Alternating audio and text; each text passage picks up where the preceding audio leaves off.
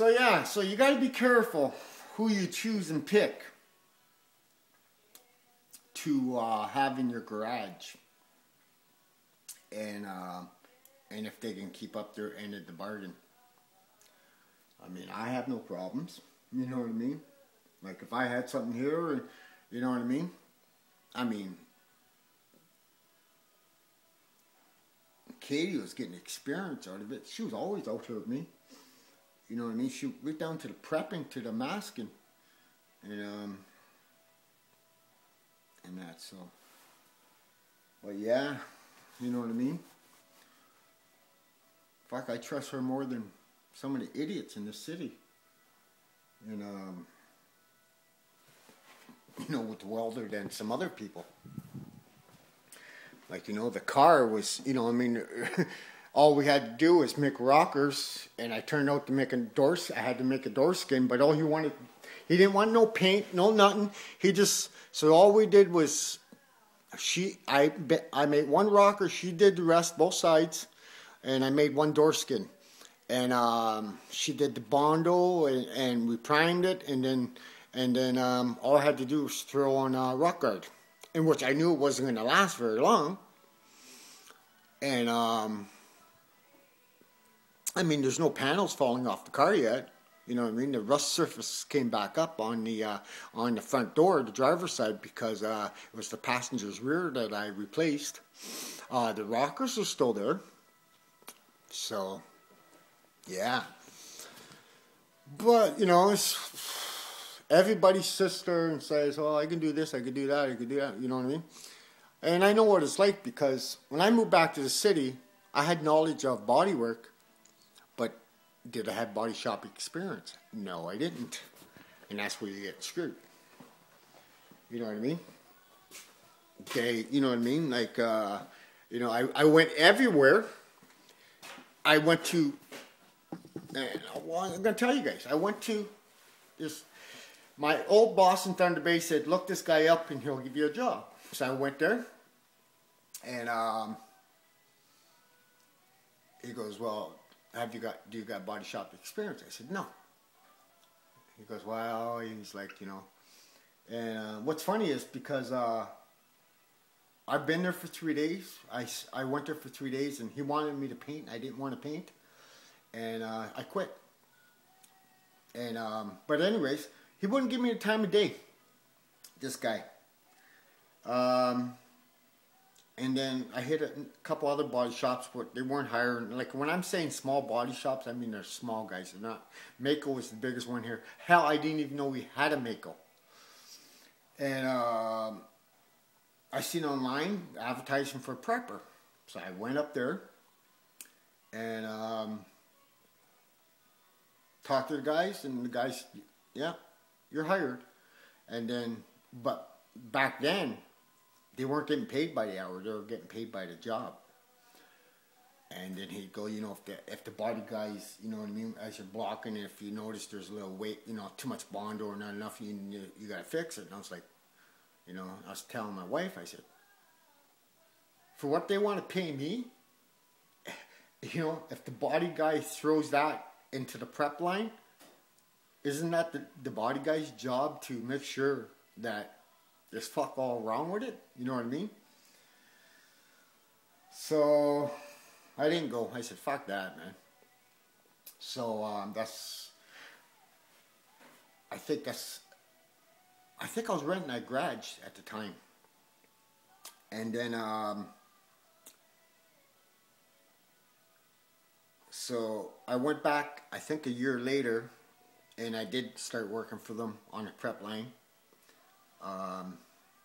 And it was by the hour, because they just changed from commission to, so all these body guys, you know what I mean, that's what was going on, was the body guys would only get so much money per job, or so many hours. If you got 2 hours or 3 hours to do his cab corner, if that body guy's there for 4 hours, he doesn't get that hour pay. He doesn't get that. He only gets for 3 hours. That's it. That's all Mako was at first. And then the preppers, well, gee, you should have this thing prepped and masked in an hour. Really? Wow. You know what I mean?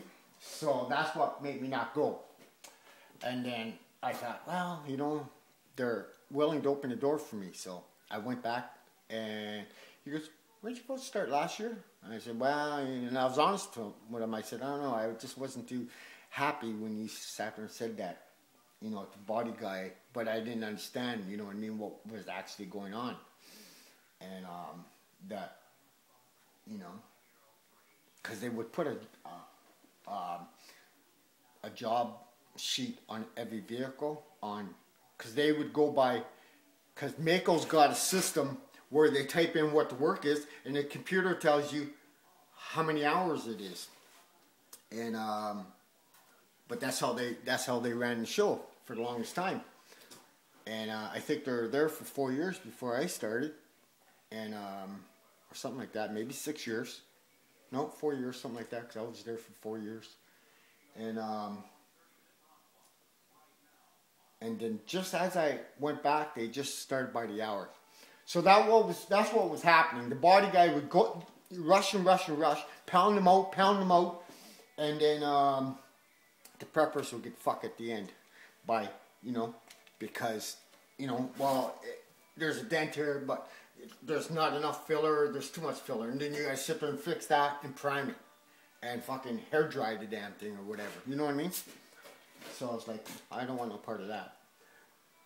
But I went, and I was there for, I don't know, not even 6 months, I guess, and I was the painter, and that went for 4 years. So yeah, but so I met a lot of guys working at Mako, because you'd be surprised at people that get hired and walk away. They had more people quit on them than they had a chance to fire. Yeah. You know what I mean?